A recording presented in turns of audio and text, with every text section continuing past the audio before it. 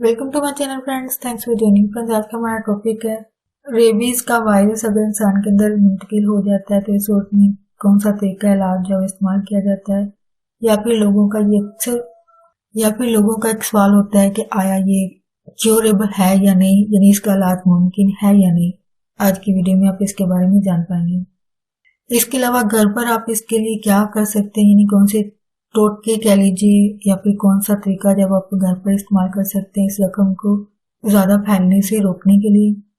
और इसके अलावा जो डॉक्टर जो है वो तरीका इलाज इस्तेमाल करते हैं या मेडिसिन वगैरह जो देते हैं या वैक्सीनेशन की जाती है, तो इस सूरत में इस दवाई या मेडिसिन या वैक्सीनेशन की सूरत में जो अलामात इंसान के अंदर जाहिर होते हैं, यानी उसके जो साइड इफेक्ट्स इंसान के अंदर जाहिर होते हैं, इसके सिम्टम्स, उसके अलामात जो है वो आज की वीडियो में आप जान पाएंगे।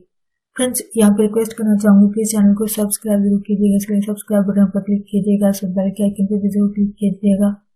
इस पर क्लिक करने से आपको हमारी आने वाली वीडियो की अपडेट मिल सकेगी और आप हमारी वीडियो सबसे पहले देख पाएंगे। टॉपिक की तरफ आते हैं फ्रेंड्स कि इसका इलाज जो है वो कैसे किया जाता है, ये तरीका इलाज क्या है। रेबीज वायरस की अलामत जाहिर होने के बाद, सिम्टम्स जो इंसान के अंदर जाहिर होने के बाद डॉक्टर जो है कुछ इंजेक्शंस टीके लगाते हैं ताकि ज्यादा जरासीम ना फैले, यानी जरासीम को फैलने से रोकने के लिए इंजेक्शंस वगैरह जो वो लगाए जाते हैं। डॉक्टर ये वैक्सीनेशन के टीके जो है वो 14 दिन तक, यानी 14 डेज तक जो है वो ये इंजेक्शन जब इंसान को लगाए जाते हैं 14 दिन तक। ऐसे जानवर जिसके काटने से ये बीमारी हुई हो, इस जानवर के हवाले से जब मुतलका जो अदारे होते हैं जिनका काम जो है वो इन जानवरों को, इनकी ग्रोथ को या इनकी आबादी को कंट्रोल करना जिनका काम है, इन अदारों को जब इन जानवरों के मुतालिक जो है वो इत्तला देना जो है वो बहुत जरूरी है।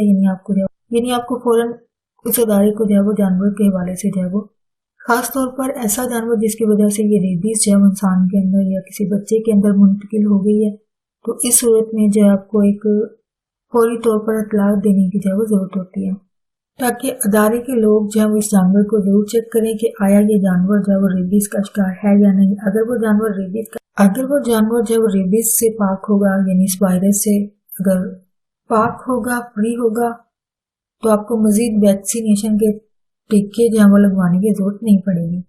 लेकिन अगर वो जानवर जो है वो कहीं नहीं मिलता है, यानी चेक ना किया जा सके कि आया वो जानवर जो है इन्फेक्टेड है या नहीं, तो फिर डॉक्टर को वैक्सीनेशन के टीके लगाने की जब मजीद जरूरत पड़ सकती है। लेकिन चेक करने की सूरत में ये होगा कि जहन में मौजूद जो शक है वो जो है वो दूर हो जाएगा और मजीद दवाई मेडिसिन वगैरह इस्तेमाल करने की जरूरत भी नहीं पड़ेगी। लेकिन कोशिश की जाए कि काटे जाने के फौरन बाद जो है वो आपको तिब्बी मदद जो है वो जरूर लेनी चाहिए ताकि मजीद बीमारी से जो है वो बचा जा सके। इसके अलावा डॉक्टर आपके जख्म को 15 मिनट तक साबुन, पानी, सर्फ के साथ या फिर आयोडीन से धोएगा, इसको वॉश करेगा।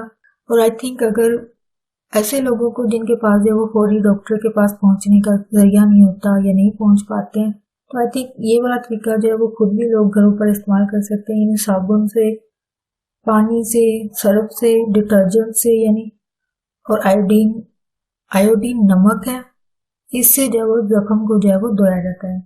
और इसके अलावा आई थिंक बहुत सारे लोग कॉमन चीज एक जानते होंगे कि अक्सर जानवर के काटने के बाद जो वो लाल मिर्चें जो है वो लगाई जाती हैं, और ये मिर्चें जो है वो उसी घर से ली जाती है जहाँ पे वो जानवर होता है या फिर जिस घर के अंदर जानवर होता है।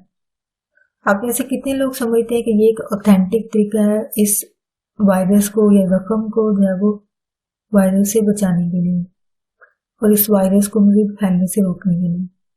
इस कमेंट में जरूर शेयर कीजिएगा। इसके अलावा डॉक्टर जो है वो वैक्सीनेशन के टीके जो है वो लगाएगा, जो कि 14 दिन तक जो वो लगाए जाते हैं। तो फ्रेंड्स, आज का टॉपिक आपके लिए इन्फॉर्मेटिव और इंटरेस्टिंग रहा। मजीद अवेयरनेस और गाइड के लिए आगे फ्रेंड्स एंड फैमिली के साथ वीडियो को शेयर जरूर कीजिएगा, वीडियो को लाइक जरूर कीजिएगा। अगर कोई बात सीखने को मिली है तो प्लीज मेरी वीडियो को लाइक जरूर कीजिएगा, शेयर जरूर कीजिएगा। आपका वीडियो देखने के लिए बहुत शुक्रिया।